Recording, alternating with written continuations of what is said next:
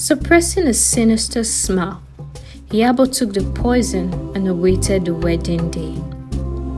As the joyous day arrived, the beautiful bride Shadi was reunited with her Sheyi.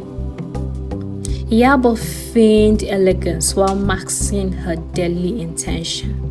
You are watching Stories with Precious, your best channel for the best of African-themed stories or folktales.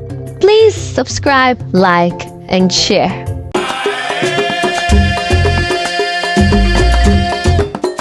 In the bustling city of Lagos, there lived a wealthy woman named Iyabo. Though blessed with riches, Iyabo had an ugly, selfish heart. Her greatest prize was her only son, Sheyi, who she smothered with overprotective love. From a young age, Iyabo controlled every aspect of Sheyi's life. She monitored his friends, paid tutors to ensure he excelled, and publicly scolded any girl who looked at her precious boy. As Sheyi became a fine young man, his mother's behavior grew disturbing. She threw tantrums if he defied her demands, sometimes withholding food until he obeyed. The once kind boy grew resentful, yet too afraid to resist Iyabo's iron grip. One summer, when Sheyi was 24, he took a job at his uncle's shipping company.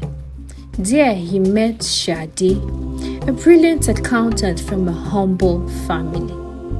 From the moment he saw her warm smile, Sheyi felt stirrings of true freedom and love he had never known.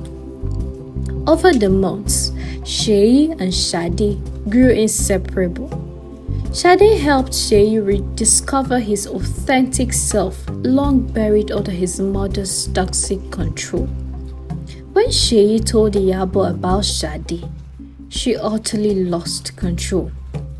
"That miserable village rat is not good enough for my son," Iyabo shrieked, demanding Sheyi break up with Shadi or be disowned. For once, Sheyi refused.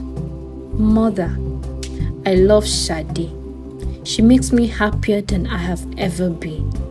I will marry her whether you approve or not." Enraged by defiance, Iyabo grew to despise her potential daughter-in-law, insisting on meeting Shadi to assess the woman who had turned him against his own mother. From their first meeting, it was disastrous. While Shadi was warm and eager to please Iyabo met her with cruelty. "You may have bewitched my son, you village girl, but you will never be good enough for our family." Shadi pleaded for understanding, but Iyabo's prejudices were unshakable. When Sheyi announced plans to marry Shadi traditionally, his mother pretended to accept it while hatching an unforgivable plan. Days before the wedding, Iyabo visited a shady herbalist, paying him to create an untraceable poison. "I wish to get rid of a grave threat from my family," she said coldly. The herbalist provided a rare violet liquid that would cause paralysis and death within an hour if ingested. During the reception feast, Iyabo kept bottled water and a special guard bowl of egusi soup nearby. She had initially poured the deadly liquid inside the soup. While drumming and celebration carried on, she found her moment to strike. "Shadi, let me welcome you by insisting you enjoy the soup I made for you," Iyabo said swiftly. Oblivious, Shadi accepted the bowl with thanks. As the girl sipped the soup, Iyabo smiled at the young bride. Iyabo was so sure that in an hour time, tragedy will strike. Within the hour, Shadi will die, and agonizing death. Iyabo imagined consoling Sheyi, showering her son with renewed love and steering him back under her control. "Let me leave you to enjoy your meal. I'll be back soon," Iyabo said. After a while, she returned to Shade, but on entering the room, the scene she met made her let out a horrifying scream that sent the guests running into the room. Sheyi had joined Shade in eating the soup. At that moment, just as planned, Shade suddenly gasped and convulsed as the poison gripped her. But before collapsing, Sheyi in his haste and panic held Shade in his arms, trying to soothe her distress. When Sheyi started gasping and convulsing, did Iyabo realize the grave mistake she had made. She watched in petrified, numb horror as her beloved son also screamed and convulsed on the ground next to Shade, poisoned by the toxin intended only for his bride. As the newlyweds writhed in agony, vomiting blood, pandemonium erupted and guests scattered. In the chaos, Iyabo collapsed beside her dying son, wailing and inadvertently revealing her role in the deadly act. "Sheyi, my son, I poisoned the soup for your wife, but you were never meant to suffer," she shrieked through rapsing sobs, clutching his jerking body. "What have I done? I only wanted to protect you, my precious child." Too late, Sheyi realized the evil truth. With his final ounces of strength, he turned to Iyabo, eyes burning with a mixture of agony and betrayal that would haunt her soul forever. "Mother, how could you?" he choked through blooded throat, wincing with each word.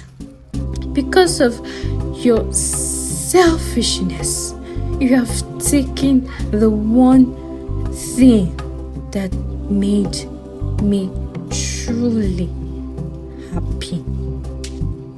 Sheyi reached out and clutched Shade's hand one final time, whispering through gurgling breaths, "My love, we were meant to be together forever."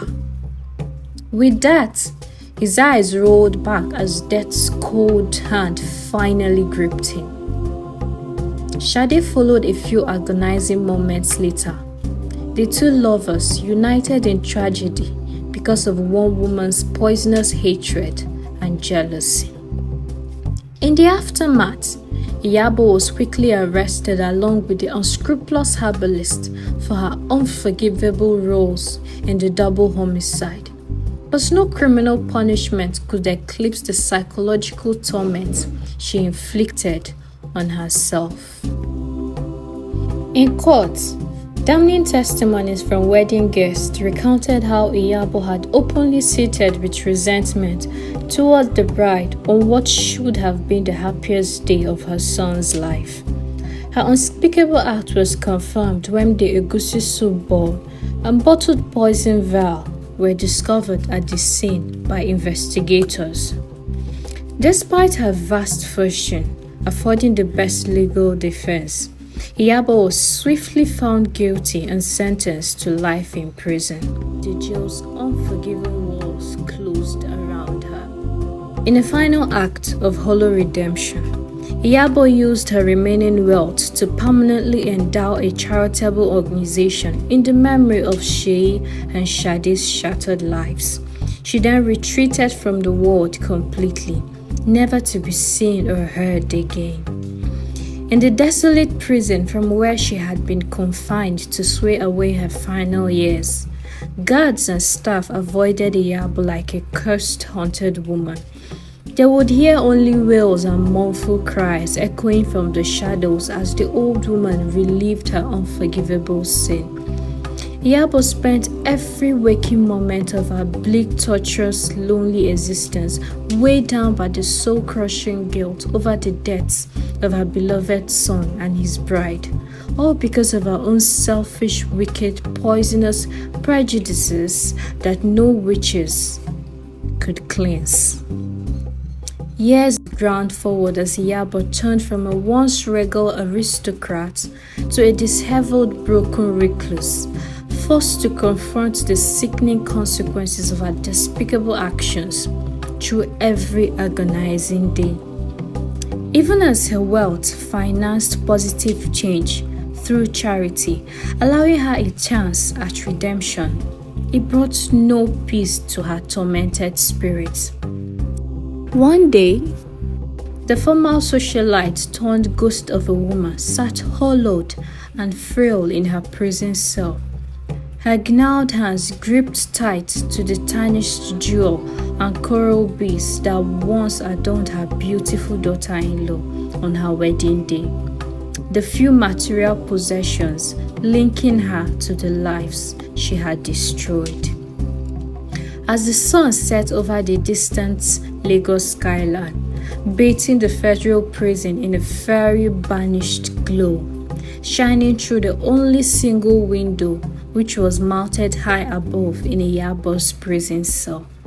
Her haunted eyes betrayed a lifetime of unforgivable regrets and loneliness.